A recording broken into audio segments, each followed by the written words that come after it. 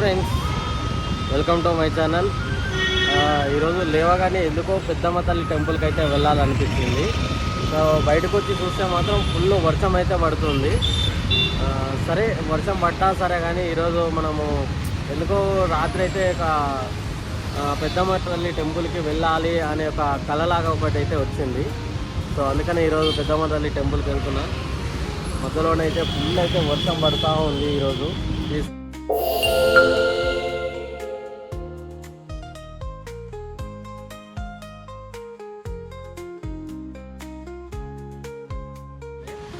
వర్షం అయితే గత కొన్ని రోజులుగా వర్షం అయితే పడుతూనే ఉంది.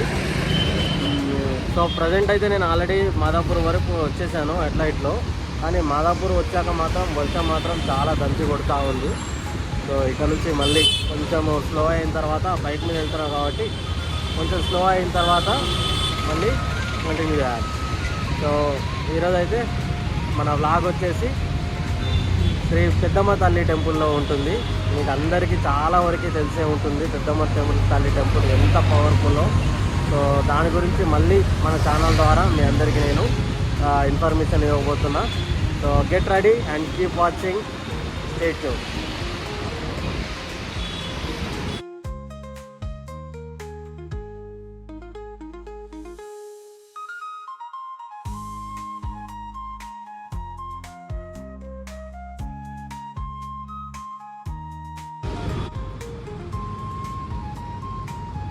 హైటెక్ సిటీ దగ్గర వాతావరణం.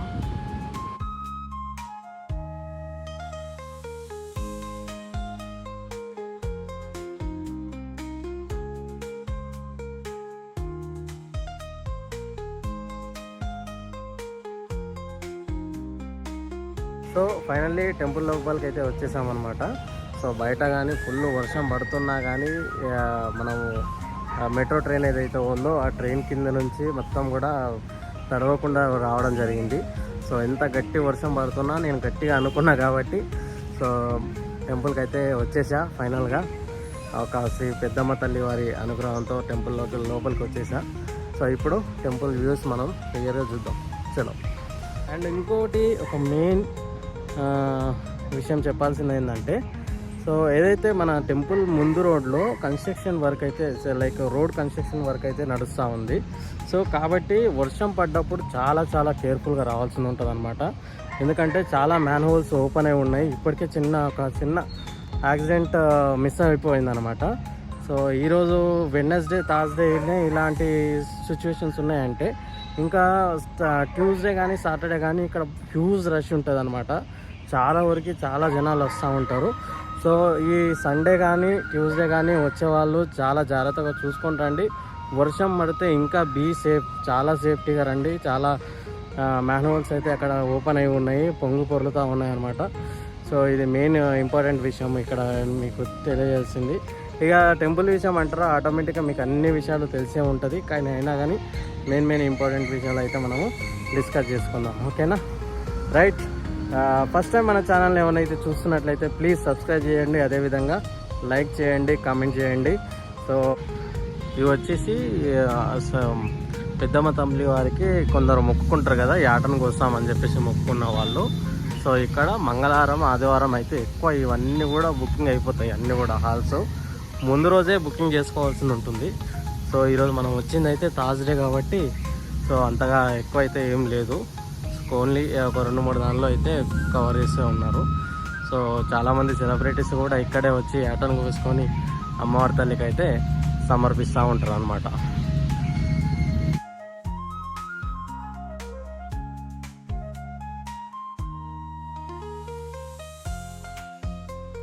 ఈ ఆలయం 150 సంవత్సరాల క్రితం ఒక చిన్న గుడిసెలో ఉండేదంట. కానీ 1993వ సంవత్సరంలో ఆనాటి ఎమ్మెల్యే శ్రీ పి జనార్దన్ రెడ్డి గారి ఆధ్వర్యంలో ఇక్కడ గోపురం నిర్మించబడింది అన్నమాట.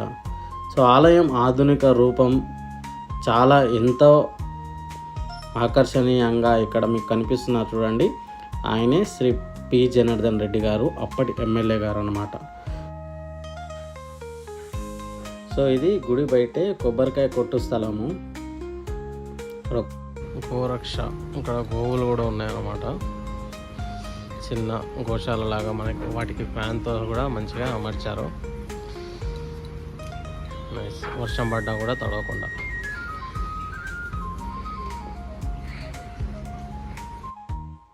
ఇక్కడ మనకి కొబ్బరికాయలు, అదేవిధంగా బైక్ పూజ కానీ వెహికల్ పూజ కానీ చాలా జరుగుతాయి ఇక్కడ.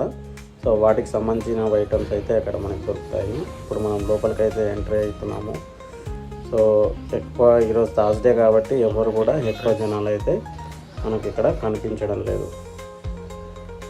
సో వెళ్ళగానే మనకి రైట్ సైడ్లో ఒక చెట్టు ఉంటుంది, అక్కడ మనకి బోనాలు సమర్పించుట అని చెప్పేసి ఉంటుందన్నమాట. సో మనకి బోనాల పండుగ వచ్చినప్పుడే బోనాలు అనేది వెళ్తాం. కాకపోతే ఇక్కడ ప్రతి ఆదివారం కూడా అమ్మవారికి బోనాలు అయితే సమర్పిస్తూ ఉంటారనమాట. ఒక పురాణం కథనం ప్రకారం దుర్గామాత అసురుడిని, సింహాసుని సంహరించిన తర్వాత ఈ ప్రదేశంలో దిగి స్థానిక బావిలో నీరు తాగి తన దాహం తీర్చుకుంది.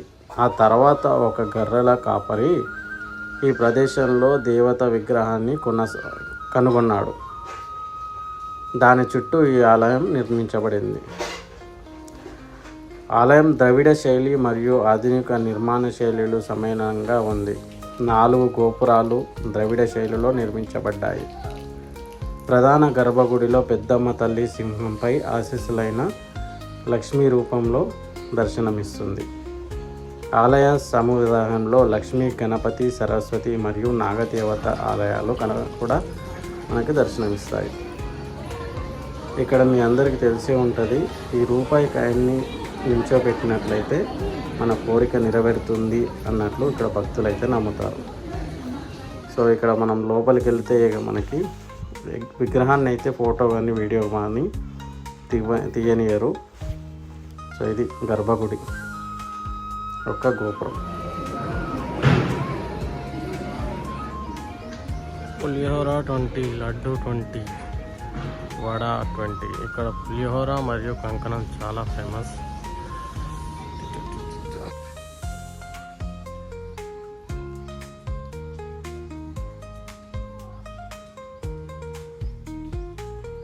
సో ఇక్కడ ఇంకొక ఆలయం పక్కనే ఉంటుంది, గణపతి స్వామి, సరస్వతి దేవి.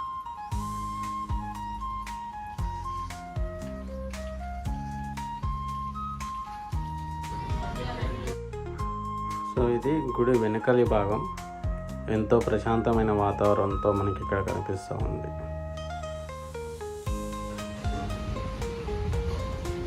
ఇప్పుడు మనం నాగదేవత ఆలయానికి అయితే దర్శనానికి వెళ్తున్నాం. ఎక్కడ కూడా లోపల ఎలా ఉండదు.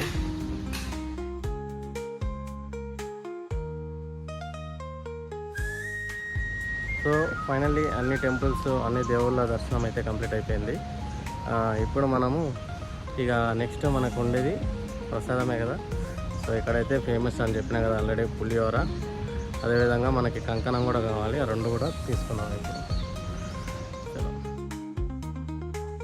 సో లోపలికి వెళ్ళా కదా, స్టంట్ ఏంటంటే ప్రసాదానికి వెళ్ళినప్పుడు సో అక్కడ ఓన్లీ క్యాష్ అనమాట. ఏదైతే online transactions, PhonePe, Google pay ఇలాంటివి అయితే కూడా ఏవి కూడా అక్కడ యాక్సెప్ట్ చేయట్లేదు. సో నేను చాలా వరకు ట్రై చేసిన అనమాట. మనకి బయట ఉన్న వాళ్ళతో కూడా అట్లీస్ట్ ఒక 100 రూపీస్ తీసుకుందామని ఫోన్పే ట్రై చేస్తుంటే కూడా సో ఎవరు కూడా లేవు అని చెప్పడం జరిగింది.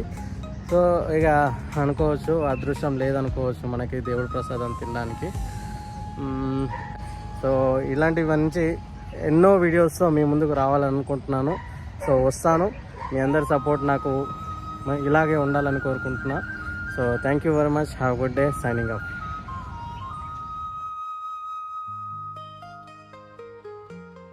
అమ్మవారికి ఇక్కడ తీసుకొచ్చిన యాటను ఫస్ట్ అయితే ఇక్కడే పూజ చేస్తారనమాట. సో పూజ చేసిన తర్వాత నెక్స్ట్ ఇక్కడ నుంచి ఇలా తీసుకెళ్తారు. అక్కడ లాస్ట్లో కటింగ్ అనేది ఉంటుందన్నమాట. సో ఆల్రెడీ ఇక్కడ కొంచెం స్టార్ట్ అయిపోయింది. ఇక్కడ చూస్తున్నారు కదా, యాటలను కోస్తున్నారనమాట, 2 యాటలు.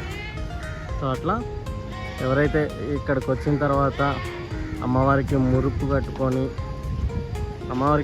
కట్టుకొని కోరిక నెరవేరితే యాటను కోస్తారనమాట.